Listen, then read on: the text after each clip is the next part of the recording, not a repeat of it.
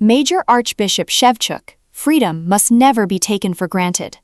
On the day the country celebrates 35 years of independence, the head of the Ukrainian Greek Catholic Church, Major Archbishop Sviatoslav Shevchuk, tells Vatican News about the suffering inflicted on the population by the war and issues a renewed, heartfelt appeal to all the nations of the world for their solidarity.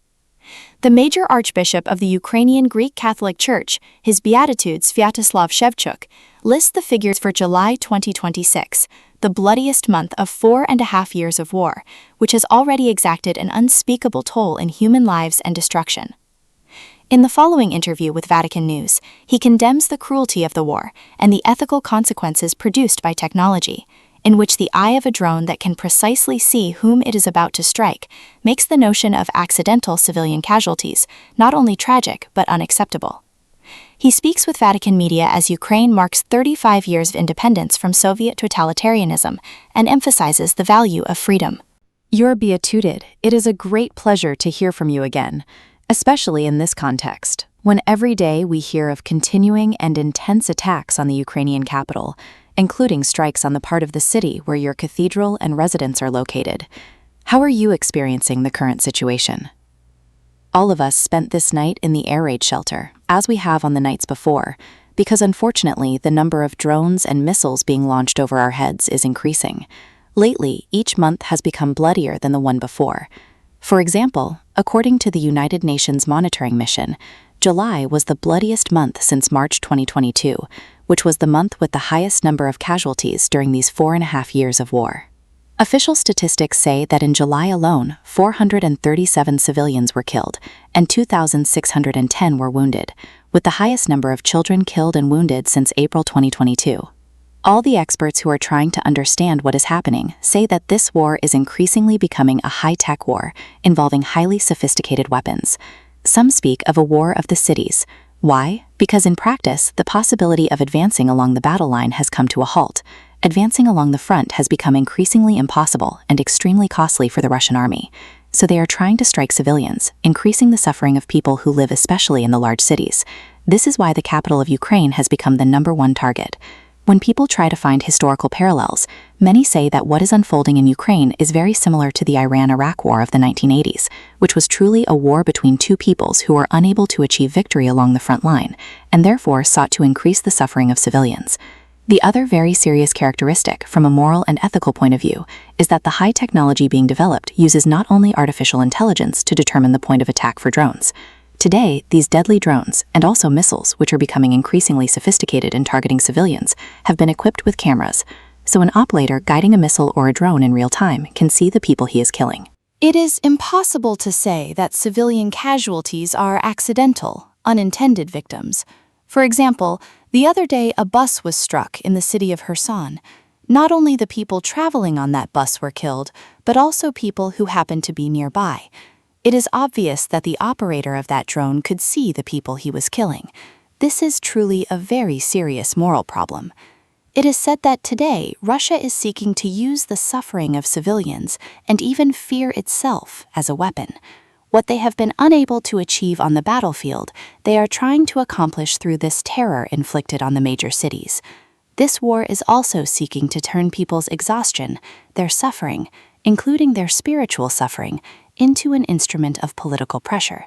Obviously, this is changing the face of the war, which remains in every respect a sacrilegious war.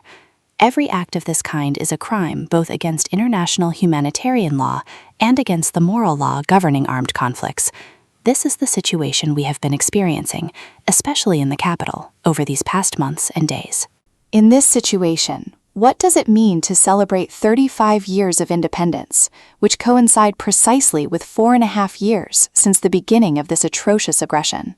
For us, celebrating Ukraine's Independence Day means first and foremost thanking the Lord for the gift of freedom, of which the independent Ukrainian state is the guarantor. For Christians, love of one's homeland cannot turn into idolatry of the state. A state governed by the rule of law is an important instrument for protecting human dignity, freedom, the common good, and the people's right to life. Love for one's homeland is not hatred of others. Rather, it is the willingness to assume responsibility for one's people and to serve them. Therefore, For us, this day commemorating Ukrainian independence is a day of prayer and reflection on how today we must not only defend our freedom, but also positively build our future. These days we are also constantly speaking about national unity, because it is a unity around certain fundamental values. The state is an instrument for serving the common good and the dignity of the human person, for ensuring survival, for living freely, and for building our society in peace. Obviously, on this day, we will all pray for an end to the war. We know that not only Ukraine's independence is a gift from God, but peace is also a gift from God. We will all be united in prayer, but also in our service to the common good, in our service of saving human lives, especially in the context of the war we are experiencing today. You have spoken about the gift of freedom. In this context, I would like to ask you something personal. You were born during the period of totalitarianism. Your priestly formation began in underground seminaries. What do these 35 years of freedom mean to you personally, especially when you look at young people today, who are already the second generation to have been born during this period of independence? I had the experience of living through the moment when the totalitarian communist state, which sought to control even people's minds and wills, collapsed into pieces. At that moment, we understood that freedom does not simply mean the possibility of being free externally. We understood that freedom is a spiritual and moral category. I remember that even in the Soviet Union, we Catholic Christians who lived underground were freer than the communist leaders, because we carried this freedom of the children of God in our hearts. And precisely thanks to this ability to be free, to have the courage to think differently from what was imposed by the state communist ideology, the freedom to make decisions, to decide freely, but always according to the criteria of Christian discernment, this for us during the Soviet era was a spiritual school of freedom.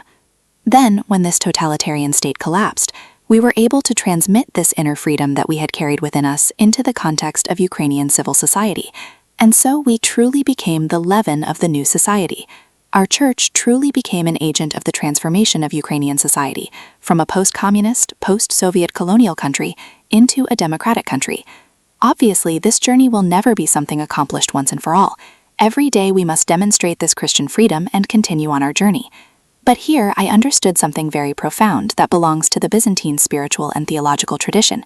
Freedom is something greater than mere free will. Freedom is the fruit of a good choice, a choice grounded in truth. If I make the right choice, if I choose fundamental values, if I choose what is good, then my free will, which is a potentiality of freedom, is transformed into an experience of freedom. Therefore, helping people make the right choices is a path toward authentic freedom. Not license, not anarchy, but a freedom that is always connected with responsibility and the common good. It is obvious that this understanding of freedom is very much sought after in Ukraine today. It is interesting to note that many of our young men who were prisoners of war, who endured terrible torture while in Russian captivity and were subsequently liberated, said that they felt freer even with their hands bound than those who were torturing them. Why? Because those Russian officers were truly prisoners of their own intellectual frameworks. They were afraid of their superiors. They were afraid of ending up in prison themselves for failing to obey the orders they had received blindly. And our soldiers at those moments felt freer even with their hands bound. Why? Because they had made their choice, the right choice, the choice that is always based on truth and on the defense of people's lives. This is our experience from the time of the Soviet Union. It is our experience of a society rebuilding itself after the fall of state totalitarianism. And this is the freedom that the Ukrainian people are seeking to defend and to build ever more deeply in their own free and independent country. What could be the message of the Ukrainian people to today's world, where we can observe a certain crisis of democracy, with authoritarian tendencies growing in different parts of the world, even in places where one would least expect them?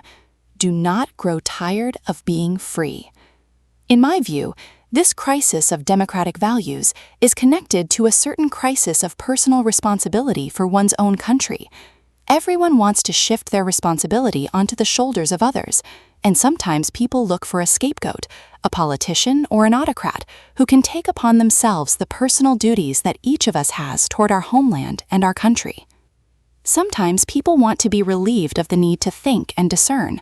They want someone else to think, discern, and decide for them. This is a form of infantilism, because that is how children behave when they think that it is always someone else who should build a better future for them. The flight from responsibility, in my view, is one of the great scourges of modern democracies. That is why I am struck by the fact that today the Church is increasingly becoming a guarantor and defender of democratic values, because the Church affirms the dignity of every human person. It is precisely the Church that is protecting human beings within today's culture from dehumanization at every level, beginning today with the challenge posed by artificial intelligence. It is precisely the Church that says that no one should have the right to steal other people's dreams and hopes for their future for the sake of their own interests. On the contrary, we ourselves are the builders of our own lives and our own future. Do not be afraid to be free.